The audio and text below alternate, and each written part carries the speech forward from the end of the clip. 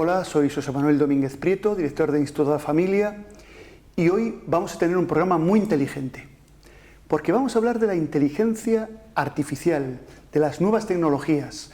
Vamos a someterlo a análisis profundo y vamos a someterlo un análisis a la inteligencia artificial desde la inteligencia natural. Hace poco Bill Gates dijo, y en parte no le falta gran razón, que la inteligencia artificial y las nuevas tecnologías van a traer profundos cambios a la sociedad. Los primeros ya lo hemos visto. Ahora, mientras que hace muy pocos años teníamos todos que ir al banco a hacer colas para la mínima gestión bancaria, hoy desde tu móvil eres capaz de hacer transacciones bancarias, consultas, pagos.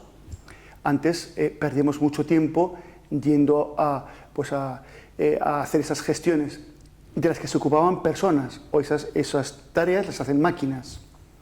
Pero Bill Gates dice que la cosa va a ir mucho más allá, que hay algunas profesiones milenarias que van a desaparecer, y propone como el ejemplo más drástico, y para él va a ser en muy poco tiempo, va a desaparecer la figura del profesor, la figura del maestro. No va a hacer falta, según Bill Gates, no va a hacer falta que alguien se esfuerce en enseñar a un grupo de alumnos, porque la inteligencia artificial va a dar a cada uno, en particular, según su nivel, sus capacidades, su ritmo, los contenidos exactos con la pedagogía exacta. De modo que va a sobrar esas adaptaciones curriculares, programaciones. La enseñanza va a ser estrictamente personalizada. Por tanto, la figura del maestro va a quedar obsoleta. Además, un maestro, en principio, o un profesor, nunca va a saber tanto como los contenidos que hay ahora mismo en Internet. ¿Esto es cierto? ¿Esto es una exageración? ¿O esto es fruto de una idolatría a las nuevas tecnologías? Para hablar de esto, hoy tenemos en el plató a una inteligencia natural. ¿Quiénes son los que se dedican a la inteligencia natural? Los filósofos. Hoy tenemos con nosotros a un filósofo, a Sergio Pérez Castiñeiras, profesor de filosofía en Instituto Blanco Amor de Orense, que ha pensado, como los buenos filósofos, ha pensado el contexto en el que estamos, nuestra sociedad, y con el que vamos a hablar con rigor de si es cierto esto que dice Bill Gates y de mucho más. Creo que puede ser especialmente interesante para todos esta conversación. Bienvenido, Sergio. Muchas gracias. Bueno, pues es un placer y un honor para mí tener a una persona que se dedica a cultivar la inteligencia natural y a promover la inteligencia natural de los demás. Bueno, pues también para mí es un honor que me digas eso, porque cada vez estamos en una situación en la que parece que la actividad misma de pensar es cada vez visto como más algo incómodo, porque pensar es una actividad que requiere tiempo, y en esta sociedad el tiempo, tomarse el tiempo para hacer cosas es considerado como a veces una ofensa. Muchas veces cuando doy clase y veo a un alumno que ha dado una opinión, me gusta por lo menos lo intento, darle un tiempo para que pueda pensar sobre lo que acaba de decir, o por lo menos darle un espacio para que pueda pensar lo que quiere aportar. Hay veces que veo que otros compañeros quieren o ya participar o comentar sobre esta situación, y yo los paro porque ahora mismo nosotros estamos en una situación que todo quiere ir tan rápido que a lo mejor nos estamos dejando muchas cosas importantes, muchas cosas valiosas. Solo que como intentamos buscar el resultado inmediato, nos dejamos todo lo que sea por el camino, ¿no? Bueno, hace un momentín he hablado de Bill Gates, que augura la desaparición de tu profesión. ¿Qué crees que podríamos decir a Bill Gates sobre esa presunción de la innecesariedad de los profesores, de los filósofos? Pues que el problema es que él no entiende la diferencia entre conocer y saber. Es decir, conocer, por supuesto, podemos diseñar una inteligencia artificial que tendría unos enormes conocimientos de muchos temas. Sin embargo, al nivel de, si le pediríamos una comprensión sobre dichos conocimientos aplicados a una circunstancia determinada, encontraríamos que podría llegar a pecar de una generalidad sobre determinados contextos. Esto también lo podemos aplicar, por ejemplo, a la tarea de un psicólogo. Es decir, si intentáramos diseñar una inteligencia artificial para ser un psicólogo, nos encontraríamos con bastantes problemas. ¿Por qué?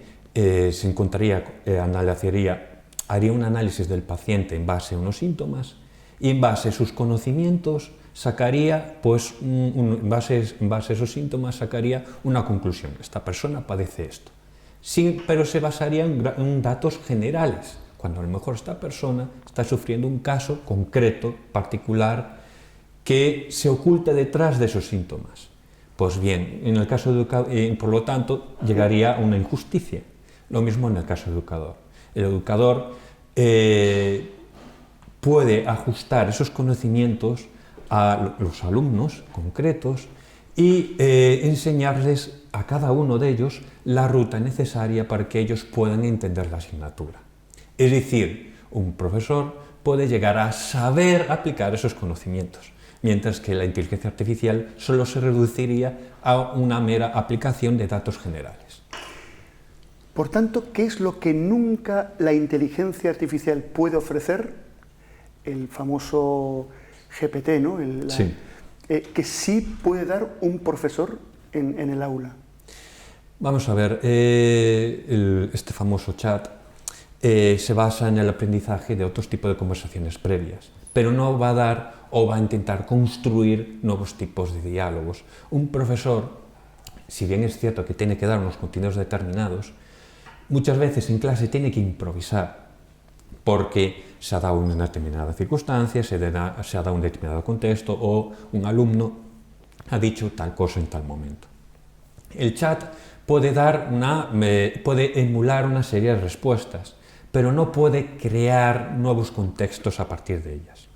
De hecho, en Twitter se están desarrollando tipos de inteligencias artificiales que, si tú las mencionas, te puede hacer distintas cosas. Imagínate que hay una persona que ha dicho una opinión y tú quieres como contradecirla. Pues tú llamas a esta inteligencia artificial y, basándose en determinados datos que hay en Twitter, te responde a esa persona.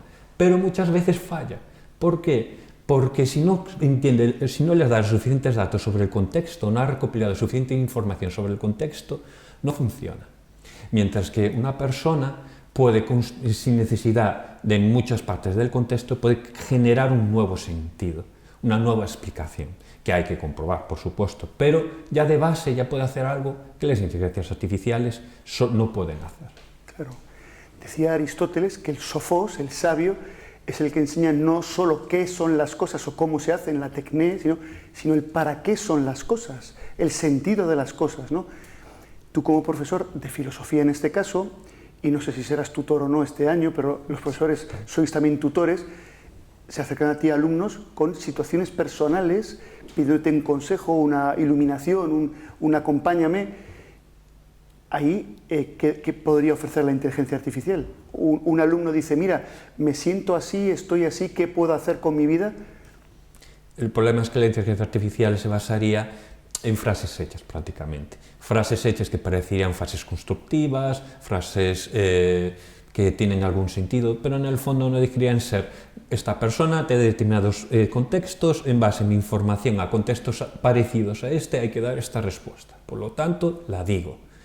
Se basa sobre todo en operadores lógicos, aunque muchas veces el problema es que las personas no solo operamos con patrones lógicos, y también hay más cosas detrás, por ejemplo las emociones, que ya es verdad que hay mucha gente que lo trata de reducir también a operadores lógicos, pero lo único que refleja las emociones es que hay una situación personal de cada uno, claro, que se manifiesta a través de las emociones. Si tú tratas de reducir a un mero patrón lógico, matemático, esas emociones, puedes acabar, en lo que habíamos dicho, en lo que había comentado en el caso del psicólogo, claro, de cometer una acción injusta al reducir ese contexto personal a otros generales. A una categoría general que te mete en el mismo saco, ¿no?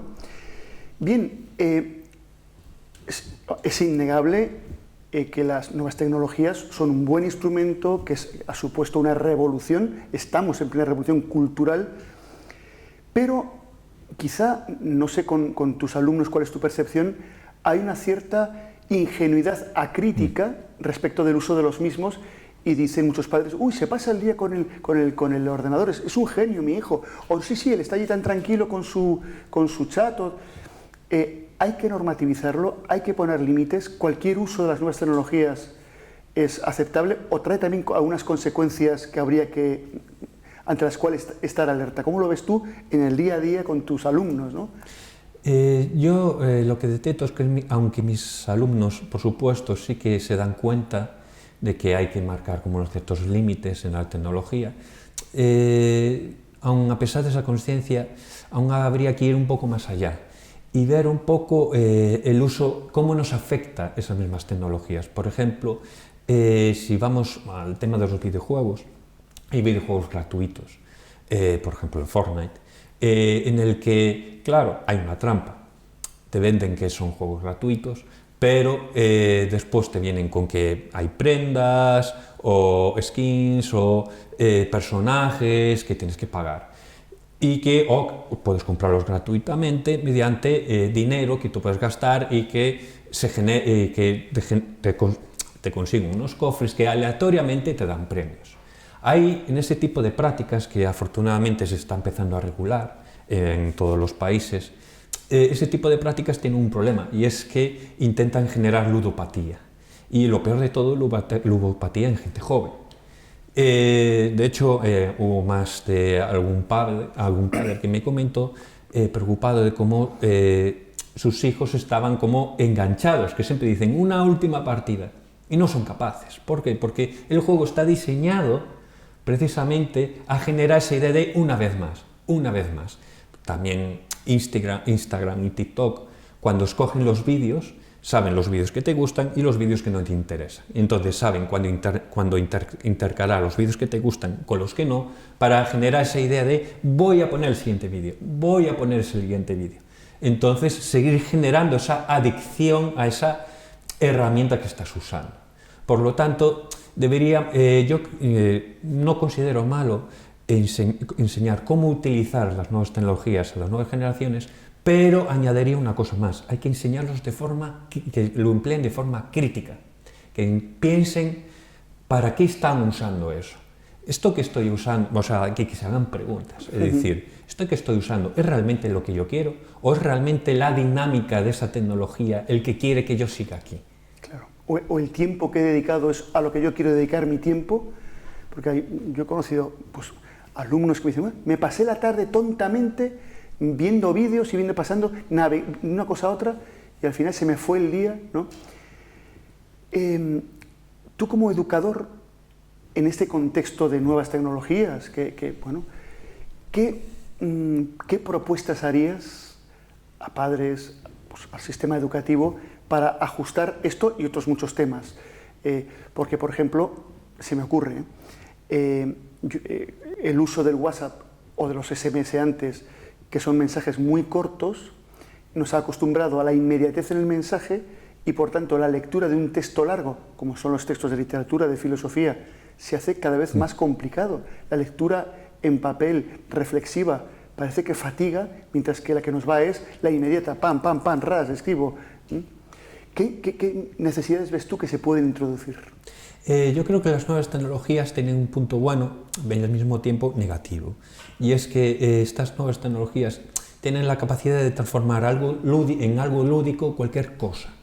Incluso las actividades más monótonas se vuelven totalmente adictivas en estas nuevas tecnologías porque son capaces de generarte esa costumbre, ese hábito, son capaces de generar disciplina y de forma que tú no te des cuenta.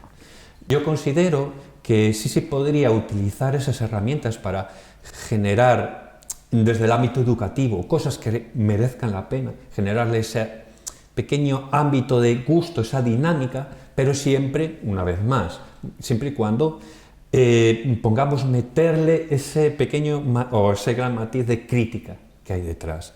Yo consideraría que tampoco estaría mal que los alumnos busquen información en Internet, pero que también sepan buscarlo también de forma crítica. Es decir, ir a buscar las fuentes que están usando y que se pregunten, oye, esta fuente, ¿qué es lo que pretende conseguir? ¿Qué es lo que me quiere causar? ¿Para qué dan este tipo de información?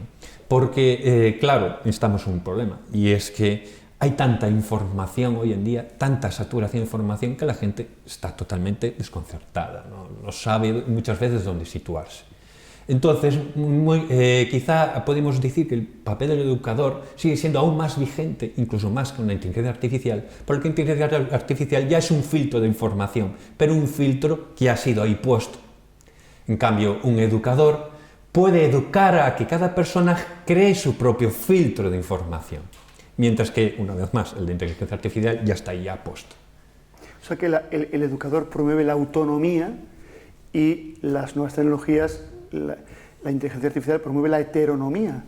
De alguna manera, por lo que me decías, te crea una disciplina, la que ellos quieren, y te da un sesgo de ver el mundo, el que ellos quieren.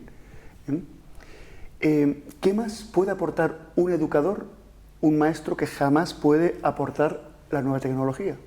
Pues un espacio en que, recogiendo un poco todo lo de atrás, en el que el alumno se puede sentir escuchado, básicamente. Una inteligencia artificial nunca va, por lo menos hasta ahora, a no ser que lleguen a tener conciencia humana, que eso ya veremos, una inteligencia artificial puede recoger datos, pero sabe, la persona en cuestión, el alumno, sabe que esos datos no son realmente escuchados, saben que son meros datos recogidos, es más que conocimiento.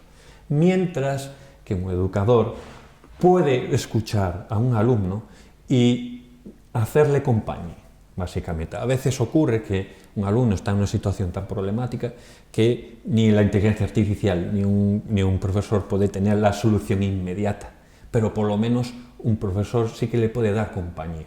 Puede decir, mira, no tengo la fórmula matemática para solucionar el problema que tienes aquí ahora mismo.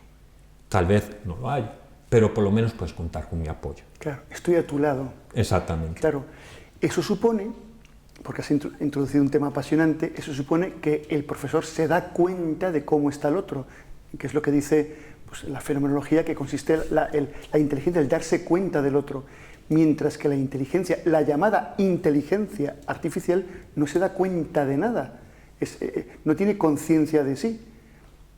Si llegase a tener conciencia de sí, ya no sería una máquina, sería otra cosa, ¿no? Pero lo que tenemos hoy es que imita la conciencia, ¿no? Por eso puede haber, tú hablas de la escucha, del diálogo también, ¿no? Por supuesto, el diálogo de hecho es lo más importante. Yo creo que hoy en día, precisamente, el problema de tener una inteligencia artificial, de tener unos algoritmos, es esa pretensión de unificar puntos de vista, pero unificarlos incluso ignorándolos. Hay mucha gente que hoy en día están colgando cosas en redes sociales en plan, le he preguntado a la inteligencia artificial cómo es el paso de la historia. Y lo quiere vender como si fuera algo objetivo, es decir, como si la interpretación o, por así decirlo, el filtro de información que ofrece la inteligencia artificial es algo objetivo e incuestionable, cuando es mentira. La inteligencia artificial se basa en unos determinados algoritmos, es decir, que es el propio ser humano quien le dice cómo pensar a la inteligencia artificial. Por lo tanto, volviendo un poco también a lo de atrás, si cogiéramos una inteligencia artificial, un poco también ya lo habías dicho, ¿no? Si cogiéramos una inteligencia artificial como educador, tendríamos que preguntarnos, claro, ¿qué patrones educa? ¿Quién es el que pone ese patrón de educación en esa inteligencia artificial? Claro. Un matemático, un muy buen matemático y profesor que tú conoces, don Carlos Ferreiro, ha estudiado mucho, bajo la perspectiva de las matemáticas, cómo esos algoritmos son perfectamente manipulados y preparados para llevarte a que encuentres lo que unos quieren y no encuentres lo que no quieren que encuentres. Con lo cual te llevan de la mano y tú crees que eres libre, ¿no? Bien, vamos a acabar, ya hemos llegado casi al límite de nuestra conversación. ¿Qué más a los que nos están escuchando, padres, profesores, qué propuestas haces tú entonces en este contexto para la educación o qué última propuesta quieres hacer como antídoto ante esta ingenuidad o tecnolatría en la que estamos, ¿no?